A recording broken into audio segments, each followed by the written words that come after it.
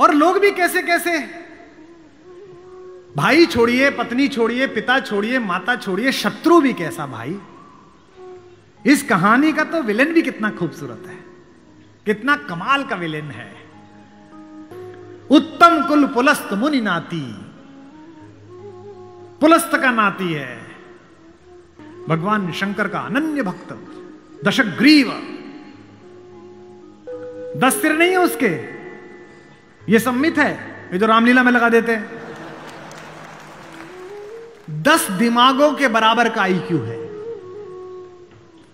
जिसके ऊपर 10 सिरों की कृपा चलती हो, 10 काम एक साथ करता हो, 10 तरह से सोचता हो, उसका नाम दशानन है।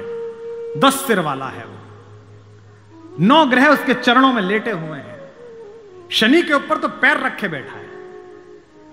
फिर भी राम से हार गया। क्यों हार गया, कारण बताता हूं। राम इच्छाओं से मुक्त हैं और रावण इच्छाओं के पाश में बंधा हुआ।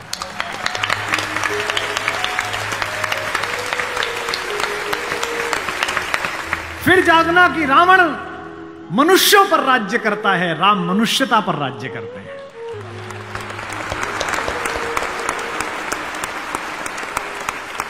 आपको पता है कि जब भगवान ने युद्ध शुरू किया तो पूजा की। राम ने कहा जामवंत से, जामवंत सबसे सीनियर हैं, वो भी ब्रह्मा जी के पोते हैं, रावण के दादाजी के दोस्त हैं, पुलस्थ मुनि के नाना के। कहा कि प्रभु महाराज जामवंत जी, मैं युद्ध करने जा रहा हूं, उससे पहले मैं पूजा करना चाहता हूं। जामवंत ने कहा करिए महाराज। तो बोले मेरे आराध्य तो शंकर हैं, शंकर राम की पूजा करते हैं और राम शंकर की पूजा करते हैं। इस कहानी से बड़ा समन्वय किसी का नहीं हो सकता। जामवंत ने कहा पूजा कर लीजिए महाराज। बोले मुझे एक ऐसा पंडित चाहिए जो शैव हो, शिव को मानने वाला, और मैं वैष्णव हूं तो वैष्णव भी हो। उन्होंने कहा कि इस जंगल में, इस युद्ध क्षेत्र में ऐसा कोई पंडित कहां मिलेगा भगवान। तो उन्होंने कहा पूजा कैसे होगी फिर। जो जामवंत ने कहा एक पंडित मेरे ध्यान में है, पर वो आपका पुरोहित बनेगा नहीं। बोले कौन। बोले पुलस्थ मुनि का नाथी महारथी रावण, वो शिव का भक्त है और वैष्णव भी है, उससे करा लीजिए। सोचिए जिसको हराने जा रहे हैं उससे पूजा। राम ने जामवंत से कहा कि महाराज पूछ के तो आइए, अगर महापंडित रावण आज्ञा दे दें इस यज्ञ के लिए तो मैं कर लूं। रावण को पता चला कि जामवंत बुलाने आए हैं। रावण ने अपने सैनिकों से कहा कि जैसे ही दादा जामवंत आए, कोई उनसे प्रश्न ना करे, उन्हें बस महल का मार्ग दिखा दे, हाथ जोड़ के सब चरण छुएं। जामवंत पहुंचे, रावण किले के द्वार पर चरण छूने आया। कहा कि पितामह मैं आपको प्रणाम करता हूं, मैं धन्य हुआ कि आप पधारे। जामवंत ने कहा कि मैं बहुत प्रसन्न हुआ तुम्हारी अतिथि सेवा देखकर। बिठाया, पूछा कैसे आए हैं। जामवंत ने कहा मैं एक इच्छा लेकर तुम्हारे पास आया हूं। एक मेरे साथ 2 यजमान हैं, वो एक यज्ञ करना चाहते हैं युद्ध शुरू करने के लिए। उन्हें एक ऐसे पंडित की आवश्यकता है जो शैव भी हो और वैष्णव भी। तुमसे अधिक गुणी व्यक्ति तो पृथ्वी पर नहीं है, क्या उनका पुरोहित बन सकोगे। क्या पूछा रावण ने पहला, क्या करेक्टर है, वाह। रावण ने कहा जहां तक मुझे सूचना है आपके दोनों यजमान अयोध्या के निर्वासित राजकुमार राम और लक्ष्मण तो नहीं है। जामवंत ने कहा हां दशशीष, वे ही दोनों हैं, क्या आप स्वीकार करेंगे। उसने हां ना नहीं करी, फिर बोला क्या उनके यज्ञ का उद्देश्य लंका विजय। जामवंत ने कहा हां उनका यही उद्देश्य है, क्या आप स्वीकार करेंगे। उसने कहा मैं तो जिज्ञासा के लिए पूछ रहा था, अन्यथा द्वार पर आकर किसी पंडित से कोई यज्ञ के लिए कहे, अस्वीकार करना उसका धर्म ही नहीं है। मैं आपके साथ चलूंगा और उनका यज्ञ कराऊंगा।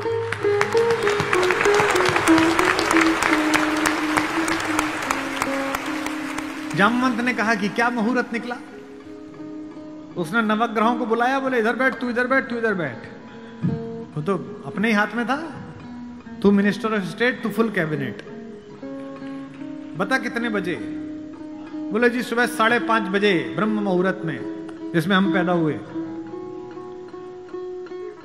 तो उसने कहा ठीक है, 5:30 बजे का मुहूर्त निकला, मैं 5 बजे आ जाऊंगा।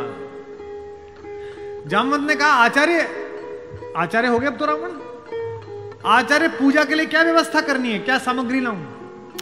उसने कहा आपके यजमान, मेरे यजमान जंगल में हैं, अगर यजमान के पास पूजन सामग्री ना हो तो पंडित का धर्म बनता है कि वो पूजन सामग्री लेके आए, तो मैं लेके आऊंगा।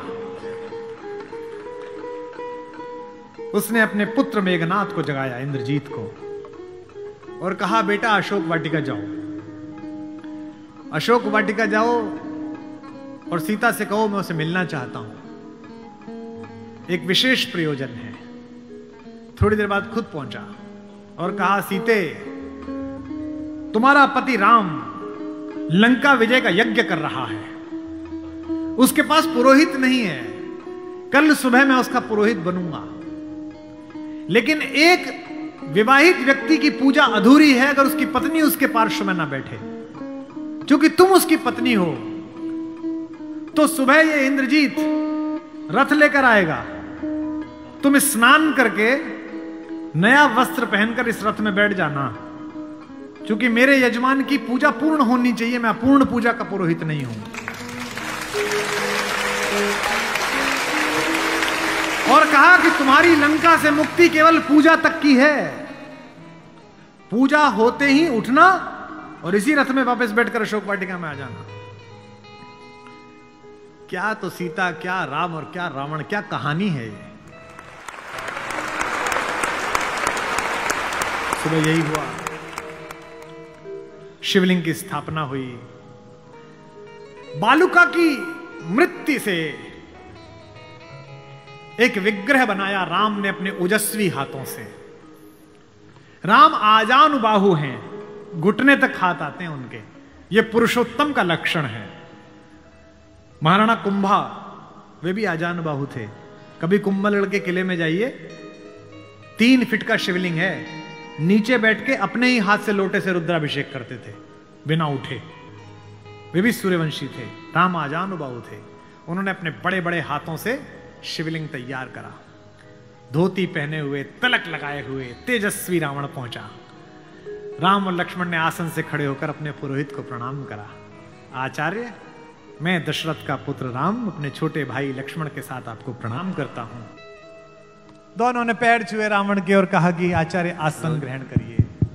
आचार्य ने पूजन प्रारंभ किया। ओम गणपति गंगावाय। अब ये कि पत्नी कहां से आए? आचार्य ने पूछा राम से। मेरे यजमान विवाहित है? राम ने कहा हाँ आचार्य मैं विवाहित हूं।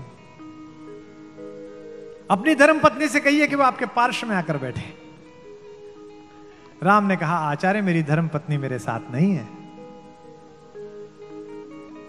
तो जामवंत ने कहा आचार्य अब पूजा कैसे होगी? बोले पितामह मैंने आपसे कहा था कि किसी यजमान के पास अगर सामग्री किसी भी तरह की पूरी ना हो, कोई व्यवस्था पूरी ना हो, तो आचार्य का धर्म है कि वो पूरी व्यवस्था बना के लाए।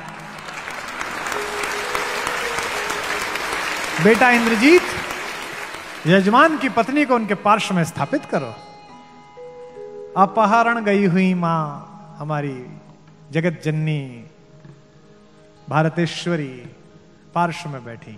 पूजन प्रारंभ हुआ, सारी अर्चना हुई और पूजन के बाद रावण ने कहा कि मैं आप दोनों यजमानों को आशीर्वाद देता हूं कि आप दोनों जिस संकल्प के कारण ये पूजा कर रहे हैं, आज सारे देवता उपस्थित होकर आपके संकल्प को पूर्ण करें। मैं आशीर्वाद देता हूं। हमारे गांव में गीत गाया जाता था, बना पुरोहित रामचंद्र का जय का वर दे आया। जब चलने लगे तो राम ने पूछा, बोले आचार्य दक्षिणा?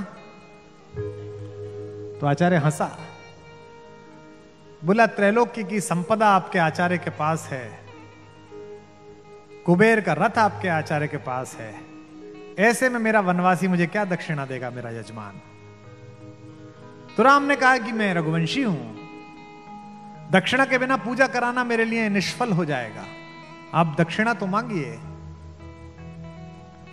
तो रावण ने कहा कि मैं आपसे समय पर दक्षिणा मांग लूंगा। राम ने कहा उस समय में देने योग्य बचा या ना बचा? आचार्य बता तो दीजिए कि दक्षिणा क्या है। आचार्य ने जो दक्षिणा मांगी उस पर रावण को भी राम की तरफ से प्रेम भेजा जा सकता है। आचार्य ने कहा मेरी दक्षिणा यही है कि आचार्य का जब अंतिम समय आए तब दोनों यजमान मेरे सामने उपस्थित रहें। एक अंतर समझ लेना राम और रावण में, आप ढूंढना आपके अंदर रावण है कि राम है। राम के पास जो है वो पर्याप्त है और रावण को जो प्राप्त है वो पर्याप्त नहीं है। रावण के पास पंचकन्याओं में पूजित हमारे मेरठ की पंचकन्याओं में सबसे सुंदर स्त्री मंदोदरी जैसी सती मां उनकी पत्नी है, लेकिन उसके बाद भी जंगल में घूमते हुए एक तपस्वी की वलकल पहने हुए युवती को अपनी रानी बनाना चाहता है। लेकिन युद्ध के आखिरी दिन जब रावण पड़ा हुआ है नीचे, निश्चेष्ट उसका शव पड़ा हुआ है, तो मंदोदरी ने विलाप करने के बाद पूछा वो कहां गया जिसने इसे मारा? लोगों ने कहा वहां बैठा समुद्र के किनारे, शाम ढल रही है, सूरज डूबने वाला है और रघुवंशी राम उदास एक पत्थर पर बैठे हुए कि इतना रक्तपात क्यों हुआ, दुखी है राम लाशों को देखकर। मंदोदरी गई, कमांडो खड़े हुए हैं उनको रोकने के लिए, लेकिन देखा कि माता मंदोदरी आ रही है तो पुलिस वाले हट गए, वानर हट गए, पीछे से पहुंची। चिंताग्रस्त राम ने अचानक एक स्त्री की छाया देखी जो पैर के आसपास आ रही है। राम सचेत होकर उठे और पलटकर कहा कि देवी मैं आपको प्रणाम करता हूं, इस निर्जन रण क्षेत्र में आप कौन हैं? मंदोदरी ने कहा हे राम, मैं रावण की दुर्भाग्यशाली पत्नी मंदोदरी हूं। राम ने कहा मां मैं आपसे क्षमा चाहता हूं, आपका पति बड़ा तेजस्वी था, महाज्ञानी था, उच्च कुल में पैदा हुआ था, ब्रह्मा का वंशज था, लेकिन उसने अनीति की थी इसलिए मुझे उसको मारना पड़ा। मैं आपके इस शोक के लिए क्षमा चाहता हूं। मंदोदरी ने कहा मैं इसलिए नहीं आई कि मैं तुम्हें कोसूं। राम ने पूछा फिर किस लिए आई मां? मंदोदरी ने कहा मैं देखने आई थी कि जिसने पूरी दुनिया पराजित कर दी, जिसने तेरे पूर्वज मानधाता तक को स्वर्ग में जाके चुनौती दे दी, जो कुबेर को कालर से पकड़ के नीचे ले आया, उस महापराक्रमी को हराया किसने? ऐसा उसमें क्या है जो मेरे पति में नहीं था? तो राम ने पूछा कि मां आपको पता चला क्या है?